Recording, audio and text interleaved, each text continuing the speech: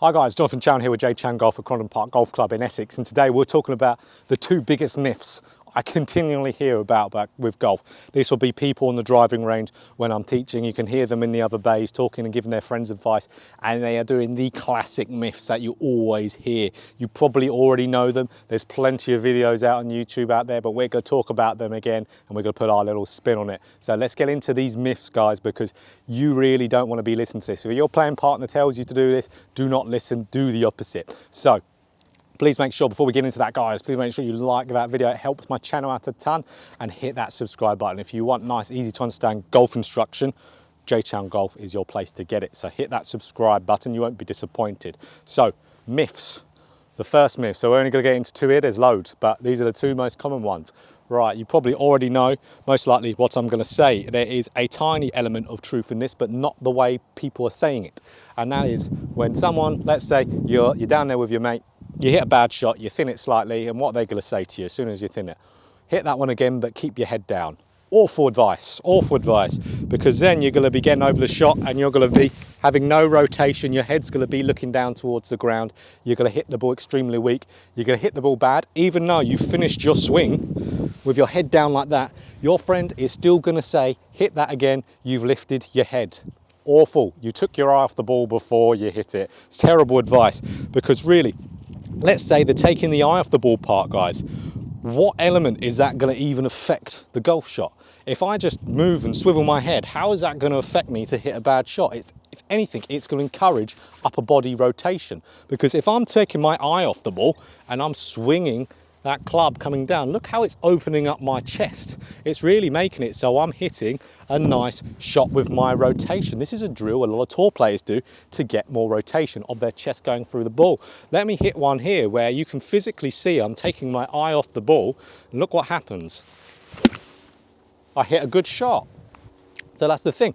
Taking the eye off the ball does not affect you to hit a poor shot. Now, I know where this is coming from a little bit for some guys, and that is lifting the head upwards. Now, raising up, that's more coming out of your posture. So that is more, you're extending up with your chest and your club is raising off the ground. Sure, if I did that and I lifted my head in that way, I am going to hit a poor shot. So I'm probably just going to top the golf ball. That's where I believe some people are trying to get at this, but the taking your eye off the ball part is not, and there's no truth to that one bit. I would encourage people to be taking their eye off the golf ball. I want people to be looking down that target line before they've even hit it, because that gets your body to open up and get through that shot a lot easier.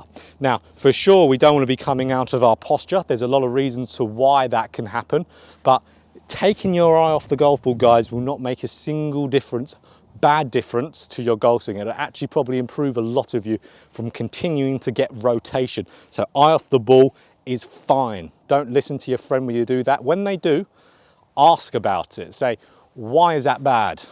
And they'll say, well, maybe it makes you thin the ball. And go, well, why does it make you thin the ball? And then if they say, well, because you lift your head up or you take your eye off the golf ball, stop listening to them.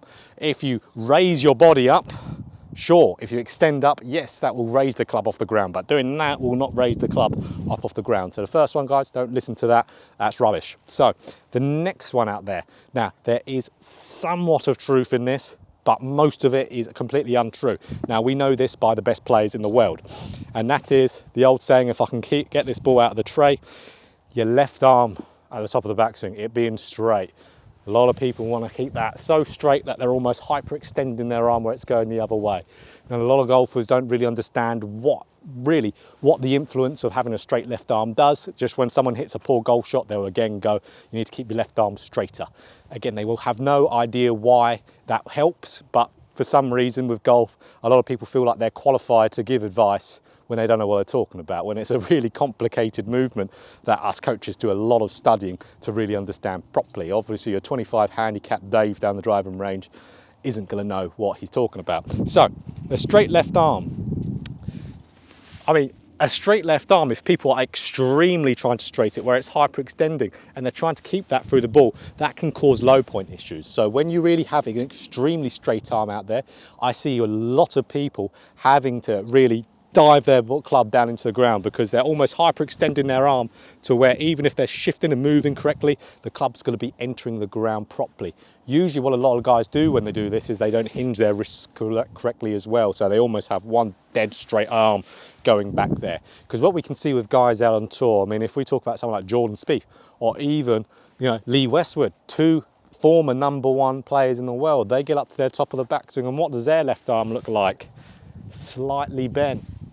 Mind blown. How does that work? Well, you can make these moves work with body movements to match them up. You can have a very slight bent arm because that will encourage a dynamic body movement coming through there. You can imagine if I've got a slightly bent arm, and I'm only talking slightly, obviously if we're right here, I fix a lot of golf swings that are like this. We do need it to be straighter because that will cause you to obviously, you know, top the golf ball and stuff. So we don't want to be doing that. So if I had it very slightly bent, like a Lee Westwood or a Jordan Spieth, that would actually encourage you to dig down a little bit into the ground because it's slightly bent. It will make you more dynamic coming into the ball, having that mini crunch, the squat going down to get on top of that golf ball. It would really enable you to rotate a little bit as well. So that's really where that move doesn't honestly matter that much. If you're extremely bending it, for sure that needs to change. But if you're just bending it slightly, or you've got a medium amount of bend, it would actually probably help your golf swing by you moving dynamically in the downswing. You'll be really getting into that side, rotating and then getting around. Then if we are dead straight locked out here, it's really going to make our body movement very rigid, and we're not going to be using our body that well in the downswing because we would have to keep our posture very, very upright to make that work. Look at Bryson DeChambeau. He really does keep that left arm very, very straight, but he has parameters in his swing that really accompany for it. And if you look at him at setup with how high his hands are, this is what he looks like. He's extremely upright. And one of that is to make, you know, his very long straight levers work for him, where that's not what all the guys out there to do. If you want to swing like Bryson DeChambeau, for sure you can go and learn how to do that, and then you could have that very straight left arm. But for most golfers out there, it's not going to be a thing that's really going to matter all too much.